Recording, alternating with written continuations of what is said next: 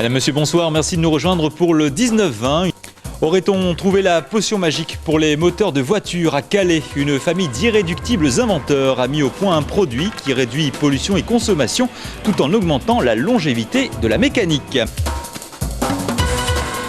Révolutionnaire, si l'efficacité de ce nouveau produit inventé à Calais se confirme, il devrait faire grincer les dents des lobbies de l'industrie pétrolière.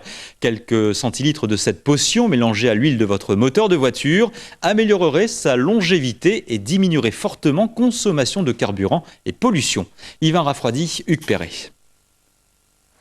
On a d'abord cru à un poisson d'avril en plein mois d'août. Ça se passe à Calais. Ici est le berceau d'une invention révolutionnaire. Sous contrôle d'huissier et avec les scellés de rigueur, accrochez-vous au volant et à vos certitudes. Quand je fais la soustraction entre le kilométrage sur la voiture et ce que j'ai pris au départ, la voiture a parcouru 4470 km sans huile. Sans huile, il y a quand même de l'huile. Non, absolument pas d'huile du tout. Ici, il s'agit d'une voiture test qui aura donc tenu plus de 4000 km sans huile, mais dont le moteur peut rendre l'âme à tout moment. Dans la réalité, ce produit miracle est constitué de résine douce mélangée à un peu d'huile. Alors quoi de neuf? Ce qui est révolutionnaire, en fait, on plastifie le moteur.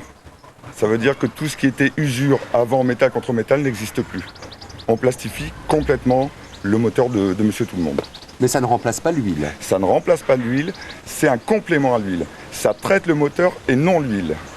Donc économie de carburant et moins de pollution. Une soixantaine de pays s'y intéressent déjà. L'Elysée, même si l'invention est encore méconnue, a fait une commande quant à sa composition. C'est pas tout à fait top secret dans la mesure où il y a un brevet et que n'importe qui peut avoir le brevet. Mais c'est vrai qu'il y a un know-how dessus.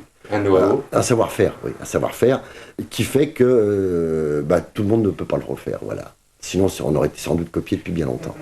En ce moment, l'inventeur prospecte des marchés en Australie. C'est donc son oncle qui s'occupe de la distribution. Pour la petite histoire, c'est cette même famille qui, au siècle dernier, a inventé l'extincteur à poudre et le stylo à billes. Tout est dans les gènes.